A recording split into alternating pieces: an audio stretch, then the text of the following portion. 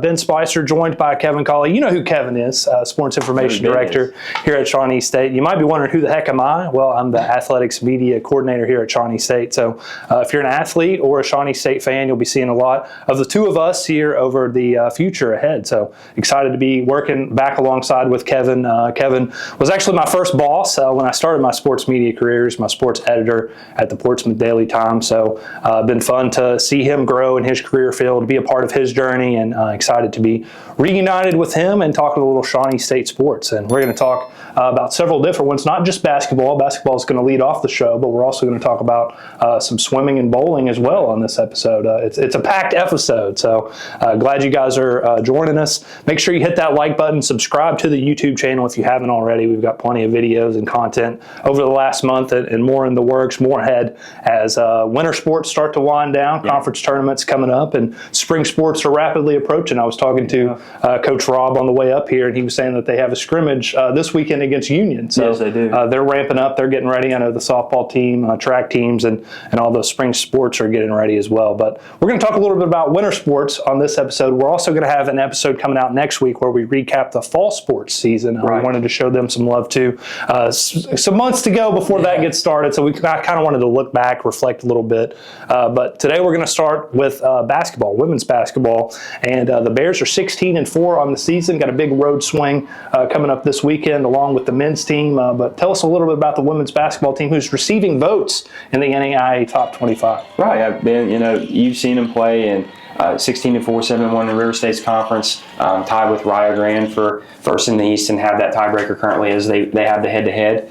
So they'd be the 1 seed as of right now on the East side heading into the conference tournament. And I just love the way they play defense. That's where it starts. They're giving up just over 54 points a game, which is 8th in the country, leads the conference by a long way. And you look at the teams that are ranked in the top 10 defensively. Langston's 20-1, and they're out of Oklahoma. Southern Oregon is 18-1, 19-0, and Columbia, Missouri is 18-1. So you got a commonality there as to teams that are really good and they take care of business. I just love the whole package of what they have. They've got girls with various skill sets, women with various skill sets. Sienna Gloucester starts and ends with her 13 points a game, 10.8 rebounds. Last year set the single season rebounding record with 373 rebounds. Averaging a double-double again this year, has 33 double-doubles now in 50 games, and is just a force. I honestly, and I say this not being a prisoner of the moment, having studied it more, but I really think as far as motor, she has the best motor of any player basketball-wise that I've seen here at Shawnee State. Myself, now I haven't seen as much basketball as some of our folks like Robin Hagan-Smith, obviously, and some of those legends, but from the people I've seen, Sienna is special in terms of the motor and the spirit she carries. But there's other girls in that lineup that are so good. You've got 6 girls averaging between 6.2 to 7.7 points per game, and that's just incredible to have that kind of balance. Yeah, it definitely is. Some others that stand out. You mentioned Sanaya Gregory, Jada Johnson, Emily Maynard, Lauren Hawthorne, and Jariah Steele, I think, are those that fall in that category. But talking about Sienna and kind of what she does, she's, like you said, a tone setter. And I think collectively as a team, they have a certain physicality about them. And I've only gotten to see 5 games, and I'm excited to see how the season plays out. But it seems like some of these teams have come in and tried to match their physicality. And I think quickly they realize, okay, we can't do that. No, they set a tone, and what I noticed is their defensive communication is great, and Sienna leads that as basically playing the 4 or 5, basically is the 5. At 6 foot, she can run the floor. She's even brought the ball up the floor at times a little bit, not often, but some. She's great at reading passing lanes. Great at deflecting balls. I'd say if there was a deflections category, she'd be right at the top of the list in the conference, leading that. But it's not even, like you mentioned, it's not even her. Jada Johnson's great at hitting shots in the short corner. Plays with an aggressive tone. I love the way she plays. She's kind of like, if Sienna Gloucester is like a Charles Barkley, I'd say Jada Johnson's kind of like a Dennis Rodman. She's kind of got like a little bit of an edge about her, which is great to have on the basketball court. And you love players that play with that edge about them. Lauren Hawthorne is a perfect type of forward in today's game, the pace and space era. 5'10" to 6 foot tall, can come out and shoot the three, but is physical enough to bang inside and get buckets and put up floaters within 6 to 12 feet in the lane. And then I just love the type of guard play they have. You can go big with Emily Maynard at 5'11", who's a gunner from three. Has set like 3 career highs in points in the last 5 games. She's been on a tear. She's been on a tear. You have Miyoshi Ellis, who's quick as a cat, can get in the lane, can take people off the bounce one-on-one, can get her teammates involved. Great guard out of Harlem, New York City. Just, like kind of like the women's version of God, Sham God, is what I would say that she's kind of like. And then I would also, Sanaya, you mentioned her, can be a great shooter at times, but she does a lot of little things you don't see in the box score, as does Drysdale in that forward spot. They do play really good on-ball defense and are physical and not afraid to take contact, dish it out. So like you said, they play with a great physical edge, and they're getting better at sharing the basketball. Assist-wise, they were about 12.5. Through the first 10 games. The last 10 games are averaging, it was actually 11.7 that first 10 games. Now they're about 12.78 the last 10. So they're sharing the basketball better. It's not staying in a black hole as much, and they're moving the ball around, and that's going to make them just as more dangerous as you get to the end of the season when physical play really ramps up. I'm excited to see what's in store for them as conference play winds down. We head into the conference tournament, and flipping to the men's side now. You talk about the men's team who is peaking at the right time, I think you could say, Kevin. I think they've won, 5 straight now? The chance to continue that streak on the road here against 2 teams who I think they've beaten or played tough against earlier on in the season here at the Cave. So it's a good opportunity for Shawnee State to continue building that momentum. And Trey Beard has been on a tear, obviously just reached his 1,000th career point. He's set the pace, but me and you kind of like Corey Gardner and what he's brought to the table for this team. I'd call him the X factor. Yeah, I agree with you, Ben. He has been. And what I noticed about Corey's game is somebody compared him to Nashawn Bones Highland, and that's a great comparison. But I just love how he gets in the middle of the lane. When the ball, with him on the floor, and I was doing stat checking earlier, their assists per game was at around 11 as a team as well. And since he's come into the mix, it's at 13.7 with him in the lineup. And in the 6 games that he's played officially, they're 5-1 in those 6 games, and then in the games he started 5-0. So, like you said, I think he is the X factor because you've got a guy that's between him and second semester eligible Ezra McKee as well. You've added 2 more scorers.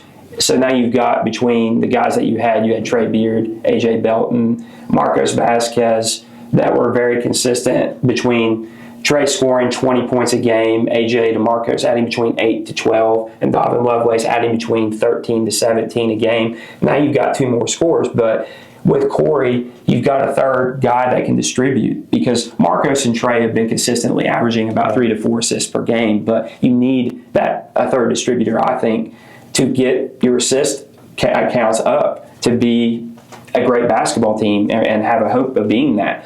You look, and I was doing numbers on teams at the NCAA Division I level, and of the 25 top teams in assists per game, 17 of them are in the top 4 in their conference.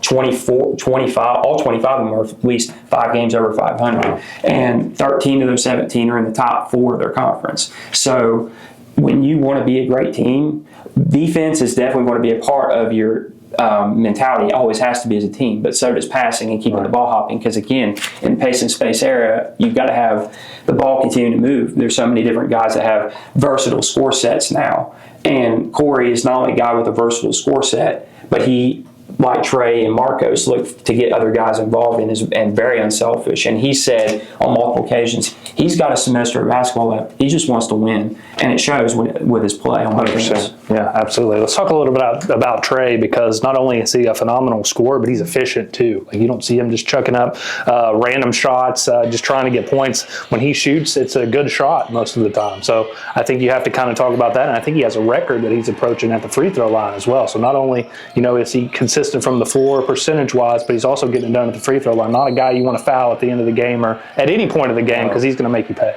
So where do you start? I mean, guy's got a GPA above 3.5, graduated with that. So that's the most important thing. I mean, character in that are the two most important things. But then you get on the court, and he's played in 20 games. He's played 40 minutes, all 40 minutes in 12 of those 20 games, and been this efficient. He's scoring the basketball 19 points a game on 51% shooting, 49% from three, and right now what would be a school record 91% from the free throw line. We've never had a player in the history of Shawnee State men's basketball that shot at 91% from the line, and he's doing that right now, playing 40 minutes a game in 60% of his contest. That's incredible. They can't take him off the floor because even when he doesn't has games where he struggles. I mean, Oakland City, he had probably by his standards, probably his worst shooting performance of the year, but he still played all 40 minutes because he does such a great job at the nuances of the game. Like you said, he takes good shots. He does it within the confines of the offense.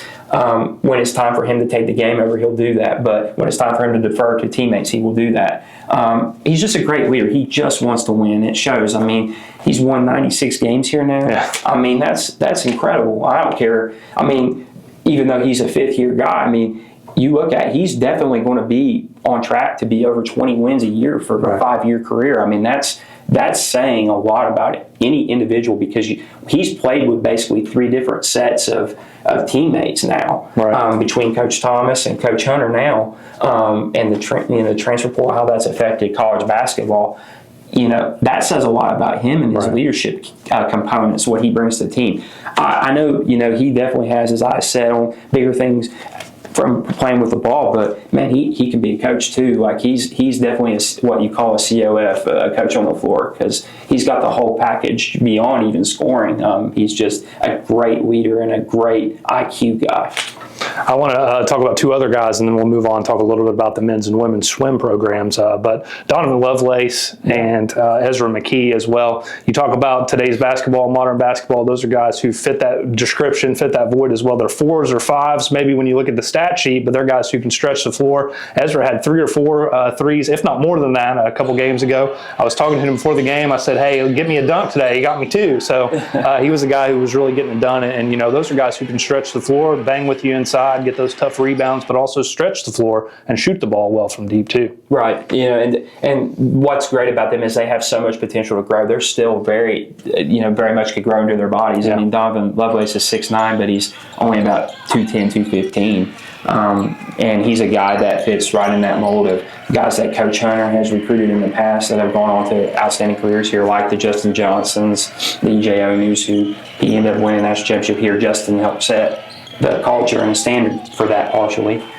He recruited Tim Biacapia, who was a smaller guy at 6'5", but was in that kind of that same mold of guy that was 190 pounds and grew and played his best basketball at the end of his career over his last 10 games.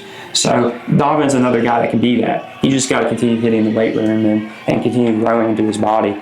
He's got all the potential in the world. He's played great on the road. Indiana East, he had 23, 24 points and was the best player on the floor at times. And Ezra's, I think he might have the most potential in the entire team, and that's no disrespect to anybody on the team. It's just he just oozes potential. He fits the culture of today's modern basketball perfectly at 6'7". He's about 175 pounds, so he could easily probably add another 15 pounds to his body, maybe 20, and not lose any athleticism, not lose any speed.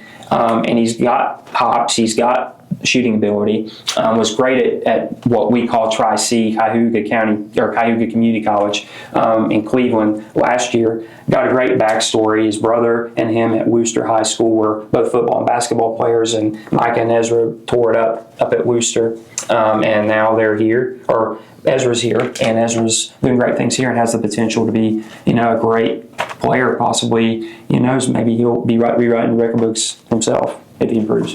Absolutely. Let's move on now. Let's talk about the men's and women's swimming programs here. They are coming off 2 meets in a row, the Midway U-Pike Tri-Meet and then the Senior Day U-Pike Dual Meet. You got the chance to go over there, check things out on Senior Day as well. What can you tell us about the programs, kind of how they're trending, how they're doing? I think the swimming program's on the up and up. Gerald Cadogan, who's the AD now, did an excellent job of setting the standard for structure and discipline and smart, getting the right character people within that program. And then Coach Pennington last year continued that. Now Coach Boggs, Tricia Boggs, who has a lot of winning there. I mean, Katie Boggs, Emily Boggs, both part of Final Four teams at Weaversburg in volleyball for Emily, softball for Katie. So, Tricia was assistant coach to Alan Perry on those volleyball teams that we covered. And definitely knows swimming, had the Spartan Swim Club here. So she knows what standard she wants and knows who she wants to get. And to have 7 individuals be a national qualifier already, and you're not even at the Mid-South Conference tournament, which is going to really push people to be at their very best, because you're facing 2 of the best programs in the country, 3 of them actually, in Indiana Wesleyan and Lindsey Wilson and Cumberland's Kentucky, who's absolutely what everybody they want to be. That's who I want us to be. Right. That will push you to be better and even hit more standards than you already are. I see, Malik Nelson and Tony Goodwin and Abigail Bosler, Denisha Lewis and Katie McCaffrey, Evan Sibrel and Evan Bauer. Sibrel's a 3-time NAIA national qualifier. Bosler and McCafferty are multiple-time NAIA national qualifiers, so is Lewis. And then Malik Nelson, Tony Goodwin got tons of time left. Malik Nelson's got 3 years in this program. Tony Goodwin's got 4. Evan Bauer's a senior from Northwest here, who's done a great job improving, and he's kind of the quintessential, I'm here for 4 years, and, I may have not been the best swimmer when I got here, but I've continued to work hard and stay dedicated in the classroom, and he's the quintessential, example of hard work pays off. So between those 7, that embodies the spirit of Shawnee State swimming, I think. And what I love about the program is Lindsey Wilson and Cumberland's Kentucky, very talented, very great programs that everybody wants to aspire to be like.